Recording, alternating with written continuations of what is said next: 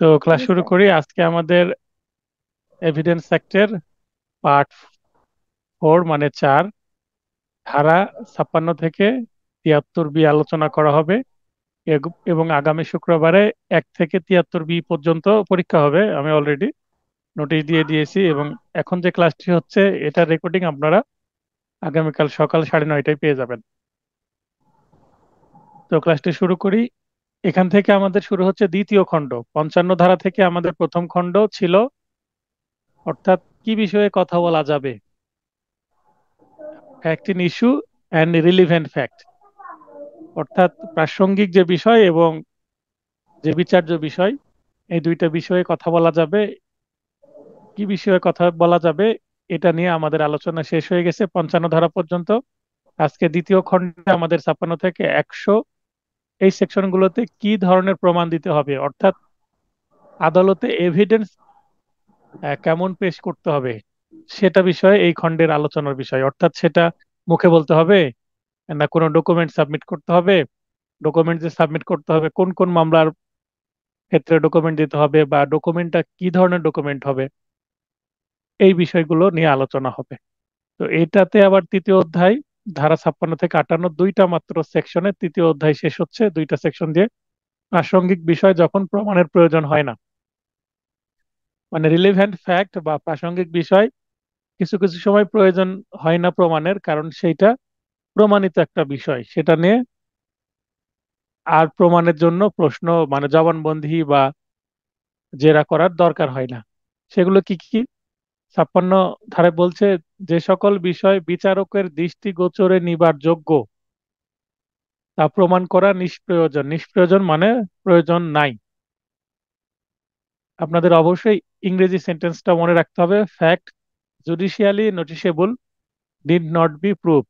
তাহলে ফ্যাক্ট বলতে সেই ঘটনাগুলো বা সেই বিষয়গুলো বা সেই তথ্যগুলো যেগুলো জুডিশিয়ালি নোটিশেবল। জুডিশিয়ালি নোটিশেবল বলতে একজন জুডিশিয়াল অফিসার হিসাবে, ম্যাজিস্ট্রেট বা জজ হিসাবে ওনার দায়িত্বে থাকা অবস্থায় উনি একজন মানুষ হিসাবে, একজন ম্যাজিস্ট্রেট হিসাবে যেটা উনি সচরাচর দেখছেন বা যেটা জানেন, যেটা বোঝেন, সেটা আর প্রমাণের প্রয়োজন নাই। এটা 56 ধারাতে আইনটা বলে দিল। এখন 56 ধারার যে বিষয়টা, সেটা 57-তে এটা আবার উদাহরণ দেওয়া হচ্ছে। কি উদাহরণ? যে সকল বিষয় আদালত অবশ্যই গোচরে নেবেন, 11টি বিষয়, fact of which court must take judicial notice. তাহলে 56তে বললে জুডিশিয়াল নোটিশ হলে সেটা প্রমাণের প্রয়োজন নেই, তাহলে প্রমাণের প্রয়োজন নেই এই কথাটা বলা আছে 56-তে। তাহলে আইনটা আছে 56-তে। এবং জুডিশিয়াল অফিসার হিসাবে যেগুলো দৃষ্টিগোচরে নিবেন, মানে নিজে নিজে যেটা জানবেন, যেটা প্রমাণের প্রয়োজন হবে না, সেটা আবার 57-তে উদাহরণ দিয়ে দেওয়া হচ্ছে।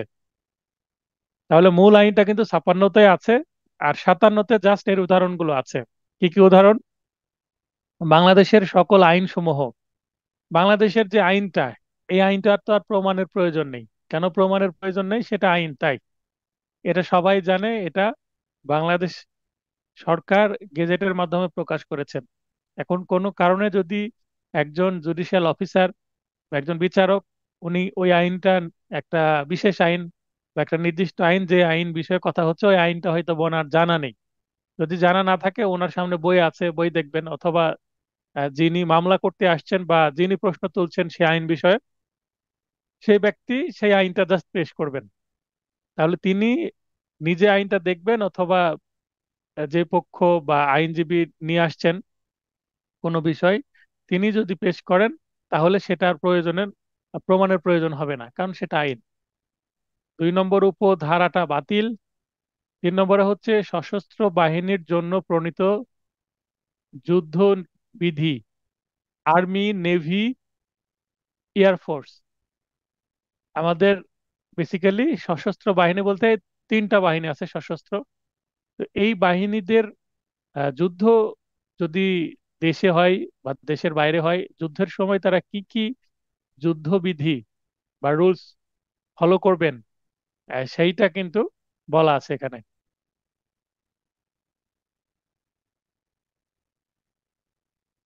হ্যাঁ। সরি স্যার, ক্লাসের মধ্যেই ঢুকে পড়লাম। আমার বরের বলেন। কাছে তো কোনো মেসেজ আসে নাই, আসছে কোনো ফোনও পায় নাই। আমি বললাম না আচ্ছা, আপনাকে, আপনি বলতেছেন নোট আচ্ছা, এটা রিসিভ হয়ে কাল গেছে। কালকে নাম্বার একটু কি অফিসে কোনোভাবে গিয়ে ভুল হইতে পারে? আপনি এর আগে যেটা দিয়েছিলেন সেই নাম্বারেই দেওয়া হয়েছে। আপনি স্যার যদি একবার আগে কিন্তু ভুল দিয়ে থাকেন, আমার বরের নাম্বারটা ভুল ছিল, আমার নাম্বারটা ঠিক দিছিলেন আপনি, পরে আমাকে ফোন দিয়ে নোটগুলো দিছিল। এটা ক্লাস আমি করে আপনাকে জানাইছিলাম। মানে কথা বলছি, ঠিক আছে? জি স্যার, জি স্যার। কারণ মানে নোটগুলো কেউ আপনি একটা নিয়ে গেছে, এটা শুনে আমার ভয় লাগতেছে। আপনি আপনি একটা ভুল করেছেন, সেটা নতুন ভাবে আপনি আর ঠিকানা দেননি বলার পরেও। তো যাই হোক, ক্লাস শেষে কথা বলছি এই বিষয়ে। জি স্যার। তো সশস্ত্র বাহিনীর জন্য প্রণীত যুদ্ধবিধি যেটা, আর্মি, নেভি, এয়ারফোর্স, এই বিধিটা প্রমাণের দরকার নেই। আইনসভার কার্যসমূহ, আইনসভা বলতে আমাদের পার্লামেন্ট আছে, এটা আইনসভা আমাদের। তো আইনসভা বা পার্লামেন্টের যে কাজগুলো হয় সেগুলো প্রমাণের দরকার নেই। 5 নম্বরটা বাতিল।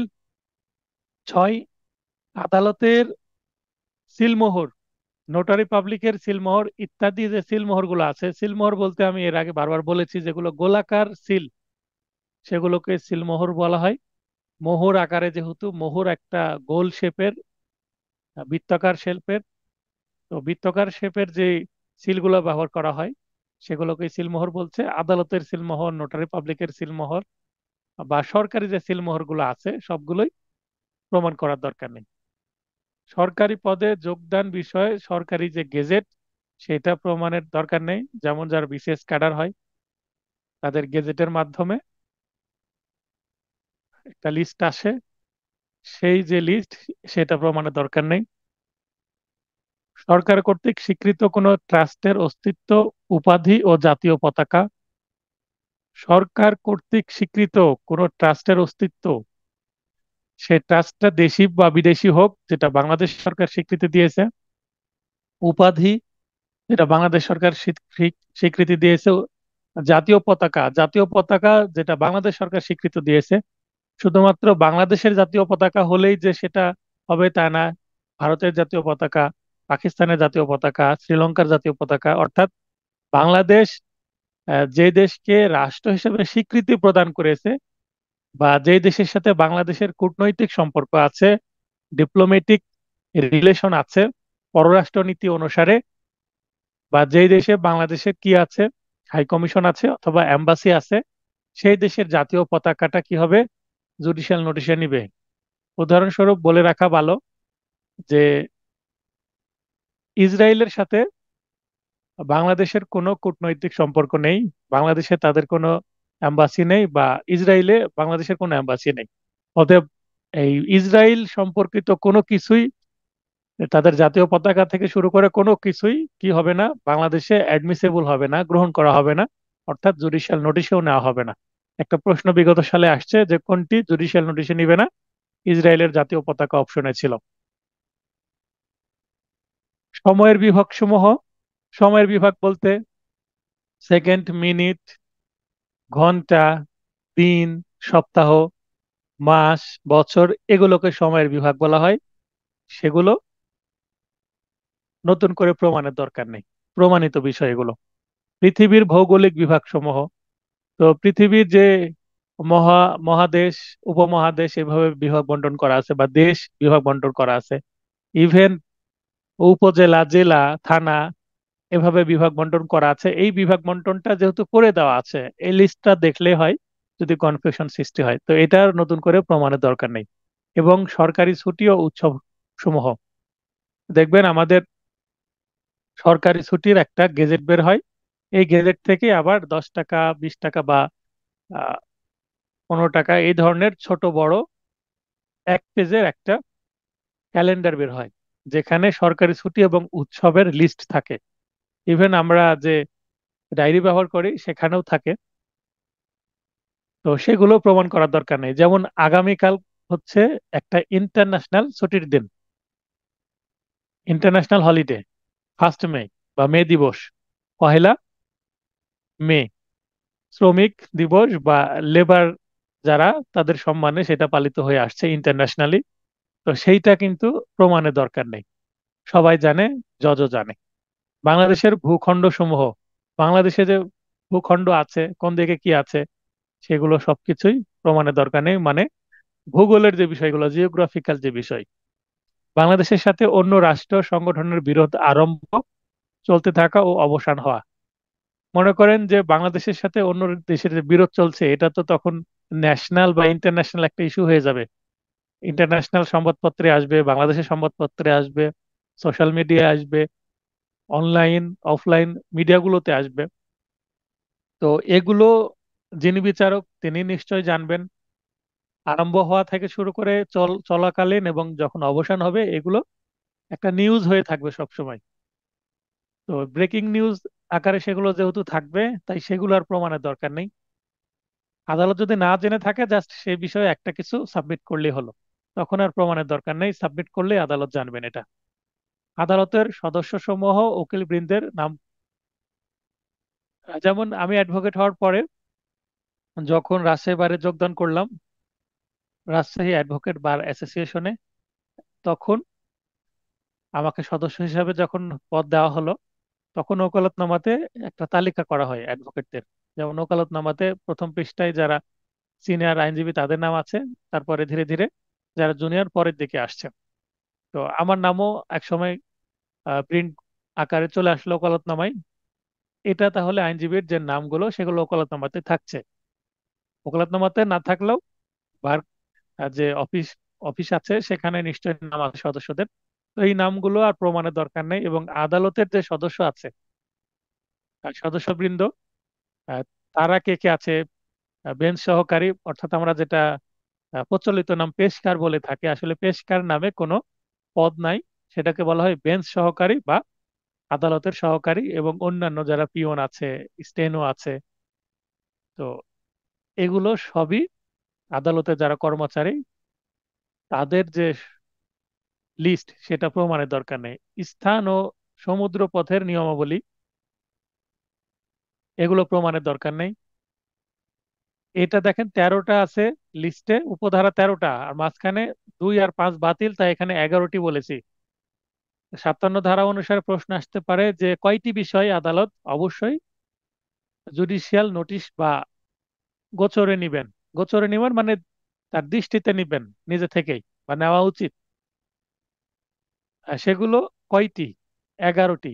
কারণ 13টি হলেও 2টি বাদ গেছে, তাই তাহলে সংখ্যা দিয়েও প্রশ্ন আসতে পারে।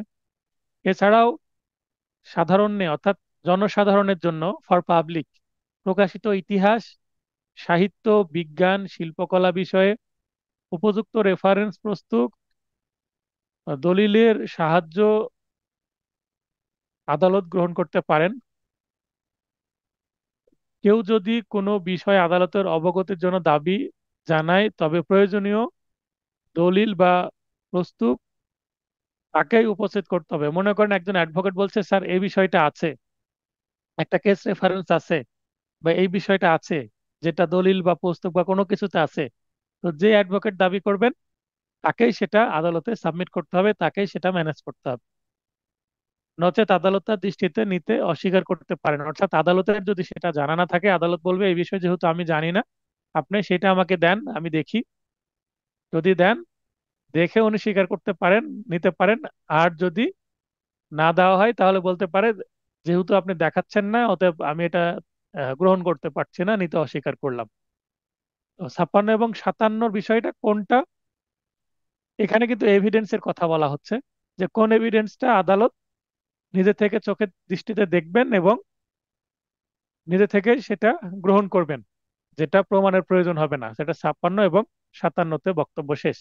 তাহলে এই ধরনের আইন আছে, এবং অন্যান্য কিছু প্রমাণের দরকার নেই, জাস্ট দিলেই হলো। এরপরে 58, স্বীকৃত বিষয় প্রমাণ করার প্রয়োজন নেই।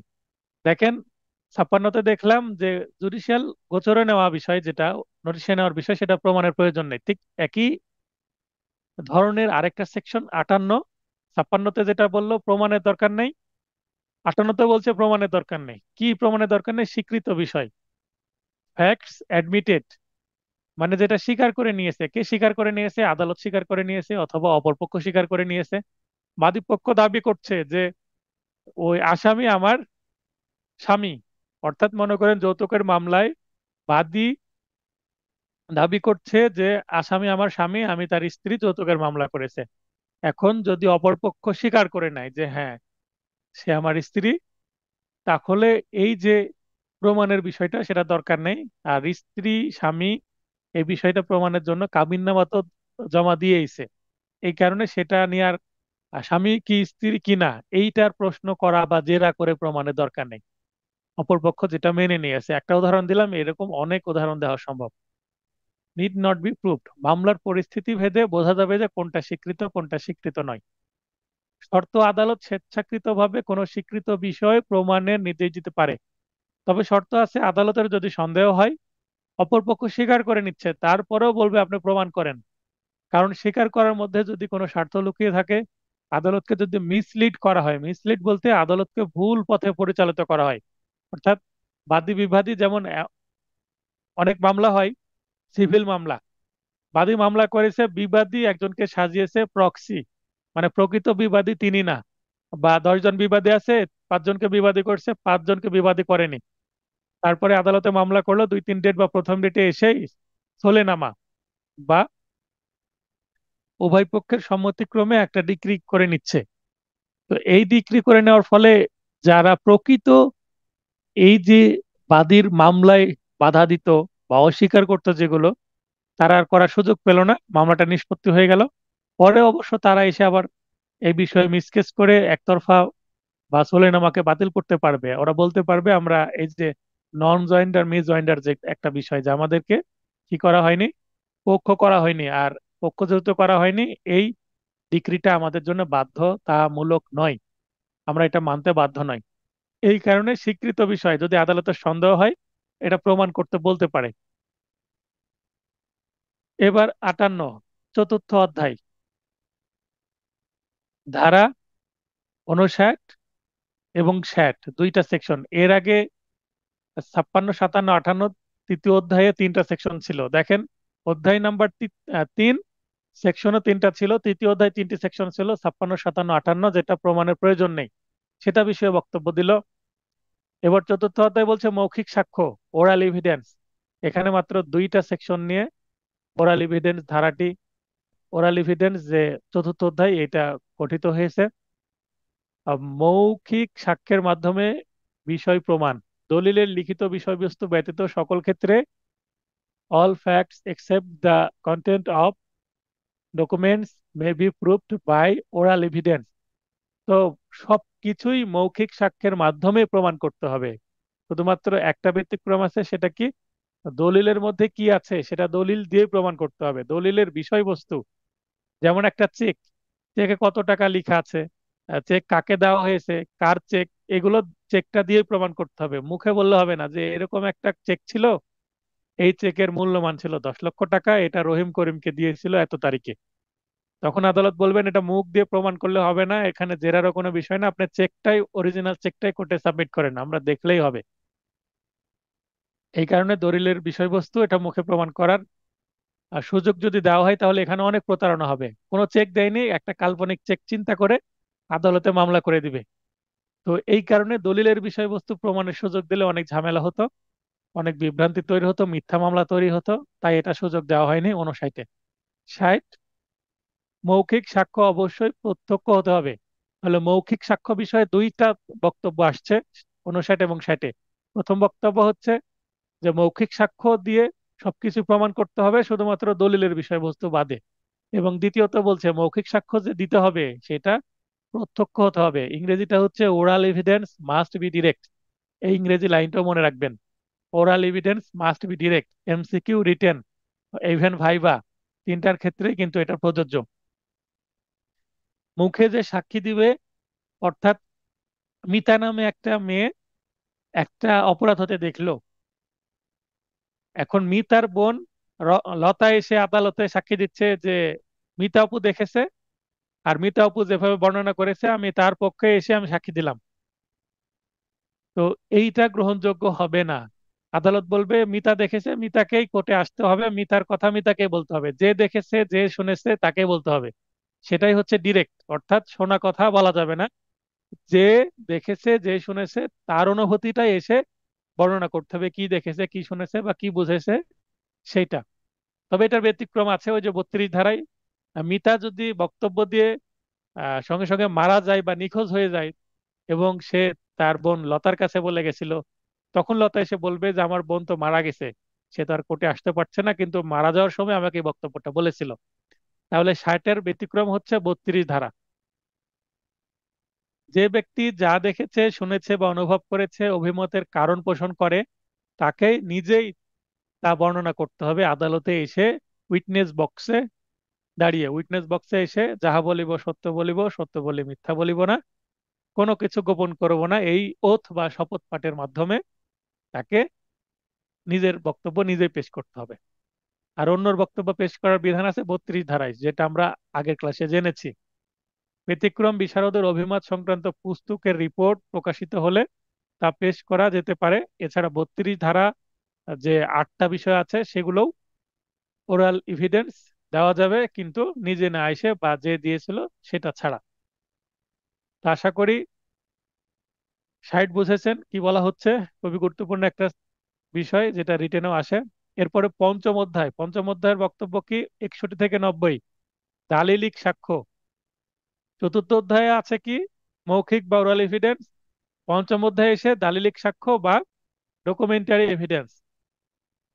এখানে কিন্তু অনেকগুলো সেকশন আছে, 30টা সেকশন আছে, এগুলো আমরা দেখবো এখন। 61, দলিলের বিষয়বস্তু প্রমাণ। 59-এ কি বললো? মৌখিক সাক্ষ্যের মাধ্যমে বিষয় প্রমাণ, দলিলের বিষয়বস্তু ব্যতীত, দলিলে যেটা লেখা আছে সেটা ব্যতীত অন্য কিছু। তাহলে দলিলে যে বিষয়বস্তু সেটা প্রমাণের জন্য তো আলাদা একটা ডেডিকেটেড সেকশন থাকা উচিত, সেটা হচ্ছে 61। 59-এ যেটা বাদ দিল, যে মৌখিক বিষয়, দলিলের বিষয়বস্তু মুখে বলে প্রমাণ করার সুযোগ নাই, 61 এসে ওই 59-এর যে দুর্বলতা, লিমিটেশন, সেটা দূর করে দিচ্ছে। কি বলছে? দলিলের বিষয়বস্তু কিভাবে প্রমাণ করবে এই বক্তব্য আছে এখানে। Proof of content of document, প্রাথমিক বা মূল অথবা মাধ্যমিক বা গৌণ সাক্ষ্যের মাধ্যমে প্রমাণ করা যেতে পারে। তাহলে 61 ধারায় আমরা ডকুমেন্ট দুই ধরনের পাচ্ছি, বা ডকুমেন্টারি এভিডেন্স দুই ধরনের পাচ্ছি। একটা হচ্ছে প্রাথমিক বা প্রাইমারি ডকুমেন্টারি এভিডেন্স, এবং দ্বিতীয়ত সেকেন্ডারি ডকুমেন্টারি এভিডেন্স, মানে মাধ্যমিক। প্রাইমারি ডকুমেন্টারি এভিডেন্স, এটার বাংলা হচ্ছে প্রাথমিক বা মূল বা আসল বা অরিজিনাল। মনে করেন একজন, আপনাদের প্রত্যেকের কি আছে? এনআইডি আছে, ন্যাশনাল আইডেন্টিটি কার্ড আছে। আমরা যেটা প্রচলিত নাম বলে থাকি ভোটার আইডি, আসলে সেটার নাম ভোটার আইডি না, এটা ন্যাশনাল আইডেন্টিটি কার্ড, এনআইডি, জাতীয় পরিচয়পত্র। তো এই যে জাতীয় পরিচয়পত্র আগে ছিল অ্যানালগ, এখন ডিজিটাল হয়েছে, স্মার্ট কার্ড হয়েছে। তো অ্যানালগ হোক ডিজিটাল হোক, যেটা অরিজিনালটা, যেটা সরাসরি সংশ্লিষ্ট অথরিটি থেকে আপনাকে ইস্যু করা হয়েছে, মূলটা, সেটাই হচ্ছে প্রাইমারি এভিডেন্স, প্রাথমিক বা মূল বা অরিজিনাল, আসলটি। আর এটা যদি ফটোকপি করা হয় অথবা স্ক্যান করে আরেকটা ডুপ্লিকেট তৈরি করা হয়, সেটা হয়ে যাবে মাধ্যমিক বা গৌণ। মানে মূলটা থেকে যেটা সৃষ্টি করা হবে সেটা মাধ্যমিক বা গৌণ। আশা করি এটা বুঝতে পেরেছেন। তাহলে the contents of documents may be proved either by primary or by secondary evidence. তাহলে 61 ধারায় বলছে যে ডকুমেন্টারি যে এভিডেন্স, ডকুমেন্ট, সেটা কোনটা দিলে হবে? ফটোকপিটা দিলে হবে না মেনটা দিতে হবে? এখন ফটোকপি দিলেও হবে, মেনটা দিলেও হবে, কিন্তু কোথায় ফটোকপি দিতে হবে কোথায় মেনটা দিতে হবে সেটা পরবর্তী ধারাতে আমরা জানবো। এখানে আমি একটু প্রশ্ন করব আপনাদেরকে। প্রশ্নটা হচ্ছে, এই যে এনআইডি কার্ডের কথা বললাম, এটা জন্ম নিবন্ধনের ক্ষেত্রে হতে পারে।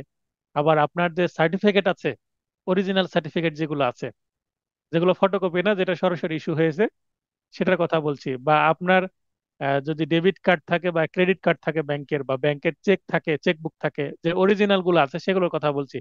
সবগুলাই প্রাইমারি বা মূল বা আসল বা অরিজিনাল বা জেনুইন, অর্থাৎ প্রাইমারি এভিডেন্স। এখন আমার প্রশ্নটা হচ্ছে, এটা আপনার এনআইডি কার্ডটা হারিয়ে গেল, প্রশ্নটা বোঝার চেষ্টা করেন। আপনার মূল এনআইডি কার্ডটা হারিয়ে গেছে, তাহলে আপনাকে একটা জিডি করতে হবে। জিডি করার পর সংশ্লিষ্ট নির্বাচন অফিসে আপনাকে দরখাস্ত করতে হবে, একটি নির্দিষ্ট ফি বহন করতে হবে। সাধারণত 300 টাকা লাগে। 300 টাকার সোনালী ব্যাংকের চালান দিয়ে আপনাকে আবার আবেদন করতে হয়। যারা এরকম করেছেন তাদের জানা আছে, জানা না থাকলে এই তো আমার মাধ্যমে জানতে পারলেন। তো এনআইডি হারিয়ে গেছে, আপনি সংশ্লিষ্ট নির্বাচন অফিসে গিয়ে আপনার এলাকার আপনি তথ্যটা নিয়ে কিভাবে করতে হবে জেনে নিলেন। এখন আমার বক্তব্য, যেটা মূল হারিয়ে গেল, মূল হারিয়ে যাওয়ার পরে প্রথমে যেটা দিল, স্মার্ট কার্ড হারিয়ে গেছে, পরে আপনি আবেদন করলেন, 300 টাকা খরচ হলো, আপনাকে আবার আরেকটা কার্ড ইস্যু করা হলো। তাহলে প্রথম কার্ডটা হারিয়ে ফেলছেন, পরে আরেকটা রি ইস্যু করা হলো। রি ইস্যু করা দ্বিতীয় কার্ডটি সেটা কি প্রাইমারি হবে না মাধ্যমিক হবে? মানে সেটাকে মূল হবে না সেটা সেকেন্ডারি এভিডেন্স হবে? সেটা কি অরিজিনাল আসল হবে না সেটা ডুপ্লিকেট হবে? মানে যেহেতু আসলটা হারিয়ে ফেলেছেন, তখন তো আপনাকে আরেকটা কপি দিবে। সেটা কি আসল কপি হবে না ডুপ্লিকেট কপি হবে? সেটা আমি জানতে চাচ্ছি। একজন হাত উত্তোলন করেছেন। হ্যাঁ ভাই, কথা বলেন। আসসালামু আলাইকুম। ওয়ালাইকুম আসসালাম, বলেন। এটা হবে সেকেন্ডারি এভিডেন্স ডকুমেন্ট, মানে ডুপ্লিকেট। যেহেতু আপনি হারিয়ে ফেলছেন, সেটার একটা ডুপ্লিকেট দিচ্ছে, এই কারণে সেটা সেকেন্ডারি হবে। আপনার বক্তব্য। অন্য কেউ কোনো মতামত দিবেন?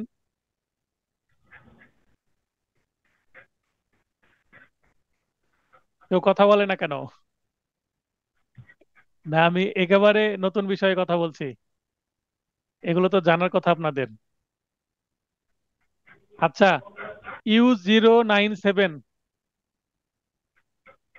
ইউ 097 বলে একজন ক্লাসে আছেন, তিনি লাইনে আসবেন। ইউ 097 নিজের নাম উল্লেখ করেননি।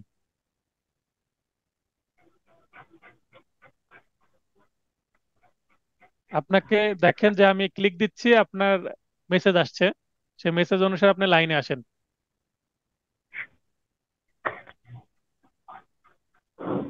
এই, আচ্ছা, আপনি এ- এরপরে আমি অনুরোধ করব আপনাদেরকে নিজ নিজ নাম, যেই নামে আমার অ্যাডমিশন নিয়েছেন ঠিক সেই নাম উল্লেখ করে আপনারা ক্লাসে প্রবেশ করবেন। যখন জুমে প্রবেশ করবেন, প্রতিবার আপনাকে নাম উল্লেখ করতে বলে, তখন সেখানে আপনার নাম উল্লেখ করবেন। আর যিনি নিজের নাম উল্লেখ করতে পারবেন না, আমাকে বলবেন কিভাবে উল্লেখ করতে হয়, আমি একটা শর্ট ভিডিও তৈরি করে দিয়ে দিব। কারণ আমার বুঝতে সমস্যা হয় যে এটা কে। অতএব যেই নামে আপনি অ্যাডমিশন নিয়েছেন সেই নাম উল্লেখ করে আপনাকে ক্লাসে আসতে হবে। আচ্ছা, দিলরুবা আপু লাইনে আসবেন, আপনার মতামত নিব। রনি আপু লাইনে স্যার আসবেন। আসসালামু ওয়ালাইকুম আসসালাম। দিলরুবা আপু বলেন, কি হবে, প্রাইমারি না সেকেন্ডারি? আপনার অরিজিনালটা হারিয়ে ফেলেছেন, স্যার। ডুপ্লিকেট আরেকটা দিল। জি স্যার। কি স্যার হবে আমি সেটা? আমি স্যার মনে করি যেটা প্রাইমারি হবে। প্রাইমারি হবে মনে করছেন? তাহলে দুইজনের দুই জি স্যার। দুই রকম বক্তব্য আসলো। রনি আপু কি জি বলছেন? স্যার। এটা স্যার প্রাইমারি হবে। প্রাইমারি হবে। জি। মোহিত ভাই বলছে সেট অপশনে গিয়ে প্রাইমারি। এবার মহিউদ্দিন ভাইকে আবার বলি যে সবাই আপনার বিরুদ্ধে চলে গেল, আপনি কি আপনার অবস্থানটা সঠিক রাখবেন না আপনিও প্রাইমারিতে শিফট করবেন, বলেন। আমি ব্যাপারে সম্ভবত একটা অবস্থান প্রদর্শন করবো। আমি এখন বুঝতে পারছি এটা। যেহেতু আসলে দ্বারা বলা হয়েছে আহ, একই প্রণালীতে তৈরি দলিল সমূহ মুদ্রণ, লিথোগ্রাফি, ফটোগ্রাফির মাধ্যমে যদি দলিল সমূহ তৈরি করা হয়, সেগুলো প্রাথমিক হিসেবে গণ্য হবে। সেই হিসেবে হচ্ছে, যেহেতু নির্বাচন কমিশন কর্তৃপক্ষ একই পদ্ধতিতে আরেকটি ডকুমেন্ট করে দিচ্ছে, যদিও এটা ডুপ্লিকেট, কিন্তু এটা পদ্ধতিতে হয়েছে, কাজে এটা প্রাইমারি এভিডেন্স হিসেবে গণ্য হতে পারে বলে মনে হচ্ছে আমার। এখন মনে হচ্ছে তাহলে আমার প্রশ্ন করাটা সার্থক হয়েছে, তাই না? মূল জায়গায় আমি বুঝতে পারি স্টুডেন্টদের কোথায় প্রবলেম হবে, কারণ আমি পড়িয়েছি, প্লাস আমি পড়তে গিয়েও তো আমিও তো এক সময় স্টুডেন্ট ছিলাম। একজন টিচারের এখানে সফলতা বা ক্রেডিট যে টিচারটা, এটা ফিল করতে হবে একটা স্টুডেন্টের কোথায় খটকা লাগতে পারে। খটকা বলতে কনফিউশন তৈরি হতে পারে, ছোট হোক বড় হোক। এটা নিজে থেকে আপনি বুঝতে না পারলেও আমাকে ধরে দিতে হবে। এই যেমন এখানে একটু আলোচনা করলাম, একটু ফিডব্যাক নিলাম। তো জি এইটা স্যার। 62 যখন আমরা পড়বো, নিজেদেরকে মিউট করে দেন আপনারা। যখন যার নয়েজ হচ্ছে তিনি মিউট করে দিবেন। তো 62 যখন আমরা পড়বো তখন কিন্তু আমরা এটা স্পষ্ট দেখতে পাবো যে এটা আসলে কি প্রাথমিক সাক্ষ্য কোনগুলো, মানে প্রাইমারি এভিডেন্স কোনগুলো, সেগুলো আমরা এবার জানতে পারবো। আর 63-তে আছে হচ্ছে মাধ্যমিক কোনগুলো, জানতে পারবো। তার মানে 61-তে কনফিউশন তৈরি হলো, 62 এবং 63-তে কনফিউশন ক্লিয়ার করা যাবে এখান থেকেই। সংশ্লিষ্ট আসল বা মূল দলিলটি দাখিল করাই প্রাথমিক সাক্ষ্য, অর্থাৎ যেটা অরিজিনাল সেটা দাখিল করলে সেটাকে প্রাথমিক সাক্ষী বলা হবে। তাহলে আপনার এনআইডি কার্ড যেটা আপনার বাসায় আছে সেটা কিন্তু কোনো এভিডেন্স না, সেটা হচ্ছে প্রাইমারি ডকুমেন্ট। আমি আবারও বলে রাখি যে ডকুমেন্ট এবং এভিডেন্সের মধ্যে পার্থক্যটা কি। আপনার যে এনআইডিটা যেটা আপনার বাসায় আছে সেইটা আপনার একটা ডকুমেন্ট, সেটা যখন আদালতে সাবমিট করা হবে, যে মুহূর্তে আদালতে সাবমিট করা হলো সেটা ডকুমেন্ট কনভার্ট হয়ে গেল অ্যাজ এ প্রাইমারি এভিডেন্স। যদি যদি মূল আপনি সাবমিট করেন, আপনার একটা সিভিল মামলা হচ্ছে, একটা বিক্রয় দলিল আছে অরিজিনাল মূল দলিল, সেটা আপনার বাসায় আছে, তো দলিল সেটা একটা ডকুমেন্ট। কিন্তু যখন আদালতে সেটা ফিরিস্তিযোগে জমা দিলেন, ফিরিস্তিযোগে জমা দেওয়ার পরে সেটা তখন এভিডেন্স হিসাবে কাজ করবে। তাহলে ডকুমেন্ট যখন আদালতে জমা দেওয়া হচ্ছে না ওই মুহূর্ত থেকে ডকুমেন্ট, যখন জমা দেওয়া হলো তখন সেটা এভিডেন্সের মর্যাদা পেল। তাহলে আশা করি ডকুমেন্ট এবং এভিডেন্সের মধ্যে যে সামান্য পার্থক্য আছে, মানে স্থান ভেদে পার্থক্য, বাড়িতে থাকলে নিজের পকেটে থাকলে সেটা ডকুমেন্ট, আদালতে সাবমিট করা হলে জুডিশিয়াল নোট, জুডিশিয়াল যে এক নথি রেকর্ড সেটার একটা অংশও যদি হয়ে যায় তখন সেটা এভিডেন্স হিসেবে গণ্য হবে। এটা প্রয়োজনে আপনারা নোটে একটু নোট দিয়ে রাখবেন। আমি যেভাবে বললাম নিজের ভাষায় পাশেই লিখে রাখেন, কালার পেন দিয়ে, লাল বা পিঙ্ক বা সবুজ হলুদ যেটাই হোক না কেন। ব্যাখ্যা: দলিলের প্রত্যেক খণ্ডই মুড়ি বা প্রতিলিপি বা কাউন্টার পার্টস প্রাথমিক সাক্ষ্য। এখানে লিপি বানানটা একটু ভুল আছে, ত আছে, প করে দেন। তো প্রতিলিপি বা কাউন্টার পার্ট, যেমন একটু আগে যেটা হলো কাউন্টার পার্ট, যেটা আপনার এনআইডি হারিয়ে গেছে, ঠিক সেম আরেকটা, সেম মানে একই জিনিস, দেখতে একই রকমই হবে। তো যদিও সেটা ডুপ্লিকেট কপি, কিন্তু একই প্রণালী থেকে আপনার মূলটা যেভাবে তৈরি করেছিল মেশিনে, ঠিক ওই মেশিনেই বা ওই ধরনের মেশিনেই ওই একই তথ্য দিয়ে একইভাবেই কিন্তু আরেকটা কাউন্টার কপি বের করে দিবে আপনাকে। তাই এটাকে কি বলা হবে? প্রাথমিক সাক্ষ্যই বলা হবে। আশা করি সবাই বুঝতে পেরেছেন। একই প্রণালীতে তৈরি দলিল সমূহ, যেমন মুদ্রণ, মুদ্রণ বলতে প্রেস, প্রেস মেশিনের মাধ্যমে যে মুদ্রণ করা হয়, তারপরে লিথোগ্রাফি, তারপর ফটোগ্রাফি। ফটোগ্রাফি বলতে আমরা যে ছবি তুলি, ক্যামেরার মাধ্যমে যে ছবি ওঠানো হয়, ফটো তোলা হয়, সেটাকে ফটোগ্রাফি বলে। আর লিথোগ্রাফি বলতে আগে লিথোগ্রাফিটা বেশি চলতো, যেমন এই রং ভরিয়ে চাপ প্রয়োগের মাধ্যমে যেটা করা হতো। যেমন এখন তো অপটিক্যাল প্রেস হয়ে গেছে, অপটিক্যাল প্রেস হচ্ছে মুদ্রণ বা প্রেস। আর আগে লিথোগ্রাফি ছিল, যেটা একটা প্লেট তৈরি করা হতো, প্লেট গেথে সেটা রং মেখে চাপ দেওয়া হতো। তো এইগুলো হচ্ছে আগের পুরাতন মডেল। এখন লিথোগ্রাফি খুব কম আছে, এখন প্রেস বা মুদ্রণ যন্ত্রই চলছে বেশি, যে ক্ষেত্রে প্রত্যেকটি অন্যগুলোর পরস্পর বিষয়বস্তু সম্পর্কে প্রাথমিক সাক্ষ্য হবে। তো প্রথমে বলছে যে, হ্যাঁ, লিথোগ্রাফি মানে খোদাই তারপর চাপ দিয়ে যেটা তৈরি করা হয় সেটাও, মানে অ্যানালগ পদ্ধতি যেটা, সেটাই লিথোগ্রাফি। কিন্তু এগুলো মূল দলিলের নকল বা কপি হলে প্রাথমিক সাক্ষ্য হবে না। তাহলে মূল দলিলের যদি কপি হয়, যেমন এনআইডি কার্ড আপনি যখন ফটোকপি করবেন বা স্ক্যান করে আরেকটা তৈরি করবেন, সেটা কিন্তু নকল হয়ে গেল, সেটা অথেন্টিক হোক বা অথেন্টিক না হোক। ফটোকপি করার পর আমরা কি করে দিই, কোর্টে সাবমিট করার আগে এনআইডি কার্ডটা আমাদের অ্যাডভোকেটদের কি করতে হয়, সত্যায়িত করতে হয়, অ্যাটাস্টেড করতে হয়। তো অ্যাটাস্টেড করলে সেটার একটা মর্যাদা পেয়ে গেল। সেটা কোর্ট দেখবে যে একজন আইনজীবী যেহেতু সত্যায়িত করেছে, তার মানে উনি মূলটাও দেখেছেন, মূলটা দেখে তো সত্যায়িত করতে হয়। বা কোনো ছবি যখন আমরা সত্যায়িত করে মানুষকে সামনেটা দেখি যে এই ফটোর সাথে তার চেহারা মিল আছে কিনা। এরপরে মাধ্যমিক সাক্ষ্য বা সেকেন্ডারি এভিডেন্স, এটা কিন্তু মাধ্যমিক সেকেন্ডারি বোঝা খুবই জরুরি। রিটেন তারপরে এমসিকিউ উভয় ক্ষেত্রে খুবই জরুরি, ইভেন ভাইভাতেও লাগে। 1 নম্বর উপধারায়, হ্যাঁ শিবলি ভাই বলেন, কি অবস্থা? সব দেখা যাচ্ছে ঠিক আছে? জি, সব ঠিক আছে। আচ্ছা, ধন্যবাদ ভাই। এখন অনেকে ক্লাসে প্রবেশ করেনি, করছে। 19-20 জনের মতন হয়েছে। তো শুরু করি। আপনার কনফিউশন তো ক্লিয়ার হয়েছে, তাই না? জি, ধন্যবাদ। আচ্ছা। আচ্ছা, ঠিক আছে। তো আসলে দেখেন যে একটা সেকশনের সাথে আরেকটা সেকশনের একটা দারুণ কানেকশন আছে। এই কানেকশন গুলো যদি আমরা ধরে বুঝতে পেরে যদি পড়াশোনাটা করি, তাহলে কিন্তু মনে রাখতে সুবিধা আছে। আইন জটিল জিনিস, কিন্তু যদি আইনের ভেতরে রসটা খুঁজে বের করতে পারেন, তাহলে আইনের মধ্যে রস পাওয়া যাবে, পড়ে মজা পাওয়া যাবে। যেমন এখানে এই তিনটা, 56, 57, 58, তিনটা সেকশন হচ্ছে, এগুলো প্রমাণের প্রয়োজন নেই। এভাবে আমাদের মনে রাখতে হবে, প্রয়োজনে আপনি লাল কালি দিয়ে লিখে রাখেন। তারপরে এই যে সেকশনের বাম পাশে যে ফাঁকা জায়গা আছে একটু করে, হাফ ইঞ্চি করে, সেখানে আপনার নোট দেন। এই আমার নোটের যে, আমার পার্সোনাল যে নোট যেখানে আমার আঁকাঝোঁকা করা আছে, সেটার একটু ছবি পাঠিয়ে আপনাদের স্যাম্পল পাঠানো দরকার, যে আমার নোটটা কত, কিভাবে আমি টেকনিক ইউজ করে নিজে পড়াশোনা করেছিলাম। তো যাই হোক, আমরা পড়ছি 63 মাধ্যমিক। প্রাথমিক সাক্ষ্য কোনগুলো সেগুলো আমরা দেখলাম, অরিজিনাল যেটা সেটা। এবার মাধ্যমিক বা সেকেন্ডারি। সেকেন্ডারির অপর নাম হচ্ছে গৌণ। 76 ধারায় বর্ণিত উপায়ে প্রস্তুত সহিমুদ্রিত বা সত্যায়িত বা প্রত্যায়িত বা জাবেদা বা সার্টিফাইড কপি। সার্টিফাইড কপি বা জাবেদা নকল। একটা মামলা হলো, মামলার কি লাগবে? নকল লাগবে।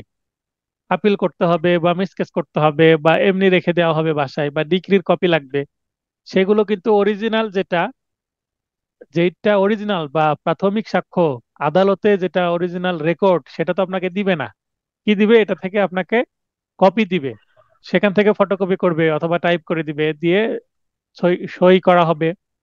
তারপরে সেখানে কোর্ট ফি থাকবে। এটাকে বলা হয় সহি মোহরকৃত কপি বা সত্যায়িত কপি বা জাবেদা নকল, প্রত্যায়িত, সত্যায়িত, সার্টিফাইড, অনেকগুলো নাম আছে। ইংরেজি একটাই, সার্টিফাইড কপি। তো যেটা 76 ধারায় বলা আছে কিভাবে সার্টিফাইড কপি ইস্যু করা হয়। তো 76 ধারায় যে উপায়ে বলা আছে, ঠিক সেই উপায়ে যদি করা হয়, সেটা অ্যাকচুয়ালি যদি সার্টিফাইড কপি হয়, সত্যায়িত কপি হয়, বা জাবেদা বা জবেদা নকলই হয়, তাহলে সেটা মাধ্যমিক সাক্ষী হিসেবে গ্রহণ করা হবে। তাহলে সার্টিফাইড কপি যেটা, সেটা কিন্তু অরিজিনাল না, অরিজিনালি একটা অথেন্টিক কপি বা অনুমোদিত কপি, যেটা সব জায়গায় চলবে। রাজশাহী কোর্টে একটা মামলা, আপিল করতে হবে হাইকোর্টে, তাহলে সার্টিফাইড কপি তুলে পাঠিয়ে দেওয়া হলাম, সেটা কি করবে? হাইকোর্ট গ্রহণ করবে, কারণ সেটা সার্টিফাইড কপি। ফটোকপি কিন্তু গ্রহণ করবে না। মূল দলিল হতে যান্ত্রিক উপায়ে সংগৃহীত নকল এবং এরূপ নকলের সাথে মিলিয়ে নেওয়া অন্যান্য নকল। আপনার যে এনআইডি কার্ডের কথা বললাম, সেটা মূল দলিল। সেটা যদি ফটোকপি করেন, আপনি যদি আপনার এনআইডি কার্ড থেকে ফটোকপি করেন, তাহলে সেটা কি হলো? সংগৃহীত নকল, যান্ত্রিক উপায়ে। ফটোকপি মেশিনটা যান্ত্রিক উপায়ে, আপনি স্ক্যান করলেন, সেটা যান্ত্রিক উপায়ে তৈরি হলো। আপনি আপনার মোবাইল ফোন দিয়ে ছবি তুললেন, যেমন একটু আগে আমি রনি আপুর যে মেমোটা ছবি তুলে ওনাকে হোয়াটসঅ্যাপ করে দিলাম, তাহলে এই যে মেমোটা আমার সামনে আছে, এই যে মেমো আপনাদের সবাইকে যে পাঠিয়েছে, এগুলো সব মেমো কুরিয়ারের। তো এগুলো কিন্তু অরিজিনাল কপি। মানে এটা হচ্ছে প্রাথমিক সাক্ষ্য, কারণ অরিজিনাল প্রিন্ট করা, দেখতে পাচ্ছেন কালার। এটা যদি আমি ফটোকপি করি, তাহলে সেটা মাধ্যমিক সাক্ষ্য হয়ে যাবে। কিন্তু আমি ছবি তুলে যে আপুকে একটা ডিজিটাল কপি পাঠালাম, সেটা কিন্তু আবার মাধ্যমিক সাক্ষ্য। 63 অনুসারে এখানে কিন্তু সাক্ষ্য না, আদালতে দেওয়া হলে সাক্ষ্য। কিন্তু এখানে মাধ্যমিক সাক্ষ্য যদি আদালতে সেটা দেওয়া হয়, কিংবা সেটা আবার প্রিন্ট করা হয়, মানে মূল থেকে যেটা সৃষ্টি হবে যান্ত্রিক উপায়ে। যান্ত্রিকটা কি? মোবাইল ফোনে হতে পারে, স্ক্যানারের মাধ্যমে হতে পারে, ফটোকপি মেশিনের মাধ্যমে হতে পারে, এটসেট্রা এটসেট্রা। বা কেউ দেখে দেখে লিখে নিতে পারে, মিলিয়ে সেটা হবে। আবার যদি বলা হয় যে আমি এনআইডি কার্ড ফটোকপি করলাম, তারপরে একটা ফটোকপি থেকে আরো আর একটা ফটোকপি করলাম, মানে ফটোকপি থেকে ফটোকপিও যদি করা হয়, তবুও সেটা মাধ্যমিক সাক্ষ্য। কারণ ফটোকপি থেকে করলে তো হুবহুই হয়, সেটা এনআইডি কার্ডের মতোই হবে, যদিও একটু হালকা হয়ে যাবে কালি, তবুও সেটাও মাধ্যমিক বা সেকেন্ডারি এভিডেন্স। আশা করি বোঝাতে পারলাম ফটোকপির যে কাহিনী সেটা। মূল দলিল হতে প্রস্তুত করা বা মিলিয়ে নেওয়া নকল। আপনার একটা দলিল হলো আপনাকে কেউ সম্পত্তি দান করলো বা আপনি কিনলেন, সাব রেজিস্ট্রি অফিসে সেটা রেজিস্ট্রি হলো। রেজিস্ট্রি হওয়ার পরে আপনাকে একটা নির্দিষ্ট সময় পরে মূল দলিলটা ফেরত দেওয়া হবে। আর এই সময়ে যদি আপনি দলিল নিতে চান, আপনাকে কি নিতে হবে? সার্টিফাইড কপি নিতে হবে। আর এইটা যখন ভুক্ত হবে, যেটাকে বলা হয় বড় একটা বই থাকে, এটাকে বালাম বই বলে, রেকর্ড রুমে থাকে। তো বালাম বই যেটা আছে, বালাম বই থেকে যেটা লেখা থাকে সেখান থেকে তারা কিন্তু ডেমি কাগজে বা স্ট্যাম্প কাগজে এই দেখে দেখে হাতে লিখে, যারা নকল নবিশ তারা, যারা নকল লিখে হাতে, লিখার পরে সেটা সই হয়, কোড ফি লাগানো হয়, তারপরে সরবরাহ করা হয়। তো এটা কিন্তু মূল দলিল থেকে দেখে দেখে মিলিয়ে নেওয়া নকল, এটাও হবে। আবার মনে করেন যে আমি আপনাদেরকে যে নোটটা দেখে পড়াচ্ছি, 63 ধারা এখানে পড়াচ্ছি, এইটা থেকে আপনি যদি একই স্টাইলে আপনি খাতায় লিখে নিচ্ছেন, 63 ধারায় আমি যেভাবে লিখেছি জাস্ট অ্যাজ ইট ইজ এতটুকু আপনি লিখে নিলেন, তো মূলটা থেকে আপনি নিজে দেখে দেখে লিখে তুলে নিলেন। এটা অনেক সময় হয় যে টিচাররা হোয়াইট বোর্ডে লিখে দেয় যে মনে করেন বিজ্ঞান ক্লাস হচ্ছে, ক্লাস 5-এর পদার্থ 3 প্রকার লিখে নাও, কঠিন তরল ও বায়বীয়, উদাহরণ সহ লিখে দিল টিচার হোয়াইট বোর্ডে বা ব্ল্যাক বোর্ডে। সেটা স্টুডেন্টরা তাদের খাতায় লিখে নিল, তাহলে মূলটা দেখে দেখে দেখে লিখে নিল। সেটা কি হবে? মিলিয়ে নিয়ে যখন লিখে নেওয়া হবে তখন সেটা মাধ্যমিক হবে। 4 নম্বর, কোন দলিলের প্রতিলিপি বা কাউন্টার পার্ট। কোন দলিলের প্রতিলিপি বা কাউন্টার পার্ট বলতে কি বোঝানো হয়? মনে করেন আমার কাছে দুই ভাই আসছে, তাদের একটা দোকান আছে, দোকানকে দুই ভাগে ভাগ করবে, অথবা সেই দোকানটার যে ভাড়া কিভাবে সংগ্রহ করবে এই বিষয়ে একটা চুক্তিপত্র তৈরি করবে। এখন বড় ভাই বলছে মূল যে দলিলটা সেটা আমার কাছে থাকবে এবং ফটোকপিটা ছোট ভাইকে দাও, আমাকে বলা হচ্ছে। তো আমি, ছোট ভাই বলছে না আমি মূল দলিল রাখবো। এখন এই ধরনের সিচুয়েশনে কি করা হয়? যখন উভয় পক্ষই দলিলের, সকল পক্ষই, 2 পক্ষ হতে পারে, 3 পক্ষ, 5 পক্ষ, 10 পক্ষ, একটা দলিলের একাধিক পক্ষ থাকতে পারে। আমরা সুনির্দিষ্ট প্রতিকার আইনে চুক্তি 12 ধারা থেকে 30 ধারা পর্যন্ত পড়লাম, চুক্তি রিলেটেড। তো সেগুলো, এই যে চুক্তির যে দলিল সেটা 300 টাকার স্ট্যাম্পে হয় বা বেশি টাকার স্ট্যাম্পে হতে পারে। তো সেটা কিন্তু নোটারি পাবলিক না করলেও হয় বা রেজিস্ট্রি না করলেও হয়, যেটা রেজিস্ট্রি করার দরকার নেই সেটা রেজিস্ট্রি করার দরকার নেই। মানে যেগুলো ওই যে স্থাবর সম্পত্তি সংক্রান্ত দলিল বিক্রয়ের, সেগুলো রেজিস্ট্রি করতে হবে, অন্যান্য এমনি সাধারণ চুক্তিগুলো রেজিস্ট্রি করা লাগে না। এই বিষয়ে জানতে হলে আপনাকে রেজিস্ট্রেশন আইন পড়তে হবে। তো এই যে দলিলগুলো আমার কাছে যে মক্কেল আসছে, দুই ভাই বলছে আমি মূলটা নেবো, আমি মূলটা নেবো, তখন আমি বললাম, প্রস্তাব দিলাম, ঠিক আছে তাহলে দুইটা মূল কপি তৈরি করি, মানে 300 টাকার স্ট্যাম্পের একটা সেট, আরেকটা 300 টাকার স্ট্যাম্পের একটা সেট, তাহলে 600 টাকার স্ট্যাম্প কিনলাম, কিনে দুইটাই করলাম, যে দুইটাই একই স্টাইলে সই করা হলো। আমি সই করলাম, 2 পক্ষ সই করলো, দুইজনকে 2 কপি দিয়ে দিলাম, দুইজনই খুশি। তাহলে বড় ভাইয়ের কাছে যেটা থাকলো সেটাও মূল, ছোট ভাইয়ের কাছে সেটা থাকলো সেটাও কিন্তু মূল। এখন কোন দলিলের প্রতিলিপি বা কাউন্টার পার্ট যে পক্ষ তা উক্ত কপি সম্পাদন করেনি তার বিরুদ্ধে ব্যবহার করা যাবে। এখন যদি মনে করেন যে বড় ভাই ছোট ভাই দুইজনই যদি ওইটাতে সই করে তাহলে সেটা মূল কপি হয়ে যাবে, কিন্তু বড় ভাইকে যেটা দিলাম সেটাতে ছোট ভাইয়ের সাইন আছে, আর ছোট ভাইকে যেটা দিলাম সেটা শুধুমাত্র বড় ভাইয়ের সাইন আছে, সেই ক্ষেত্রে সেটার মূল কপি হবে না, সেটা কাউন্টার কপি হয়ে যাবে, কারণ একটার বিপরীত আরেকটা, কারণ একটাতে দুইজনের সই নাই। তো দুইজনের যদি সই সই থাকে, এই কাউন্টার কপিটা আবার কিন্তু কি হবে? এই যে উপরে কাউন্টার পার্ট লেখা আছে প্রাথমিক সাক্ষ্য, তখন সেটা হয়ে যাবে। আবার এখানে লেখা আছে মুড়ি, 62 ধারায় আবার যাচ্ছি, মুড়ি বা প্রতিলিপি। মুড়িটা কি জিনিস? আপনি যখন একটা চেক বই ব্যবহার করবেন, চেক বইয়ে দেখবেন যে চেক ছিঁড়ে নেওয়ার পরে ছোট্ট করে একটা অংশ থাকে, তো সেটাকে বলা হয় মুড়ি, সেটাকে মুড়ি বলা হচ্ছে। তো মুড়ি বলা হচ্ছে কারণ ওইটাকে কাউন্টার পার্ট বলা হয় ইংরেজিতে। আবার দেখবেন দোকানে কি থাকে, মেমো থাকে, ওপরে লিখে মাঝখানে একটা কার্বন পেপার দেওয়া হয়, নিচে আবার কার্বন পেপারের একটা লিখা চলে আসে, সেটাকেও কিন্তু মুড়ি বলা হবে। সেটাও কিন্তু যেহেতু যখন লিখা হচ্ছে মূলটা ছিঁড়ে নেওয়া হচ্ছে, নিচে কার্বন পেপারটা নিচে যেটা থাকছে সেটা লিখা হয়ে যাচ্ছে, সেটাও কিন্তু প্রাথমিক সাক্ষ্যই হবে, কারণ অরিজিনাল যখন তৈরি হচ্ছে ওই সময় তৈরি হচ্ছে তাই। তো কাউন্টার পার্ট একটা কনফিউশন তৈরি করতে পারে। 62-তে কাউন্টার পার্ট প্রাথমিক সাক্ষ্য হতে পারে, আবার 63-তে এসে সেটা কি হতে পারে, সেকেন্ডারি এভিডেন্স হতে পারে। তো যদি হুবহু হয় ওইটার অংশ, তাহলে প্রাথমিক সাক্ষ্য। আর যদি সামান্য ভ্যারিয়েন্ট থাকে, অর্থাৎ পার্থক্য থাকে, যেমন বললাম বড় ভাইকে যেটা দিলাম ছোট ভাই সেটাতে স্বাক্ষর করেছে, ছোট ভাইকে যেটা দিলাম সেটা বড় ভাই স্বাক্ষর করেছে, এরকম যদি হয় সেই ক্ষেত্রে সেইটা মাধ্যমিক হয়ে যাবে।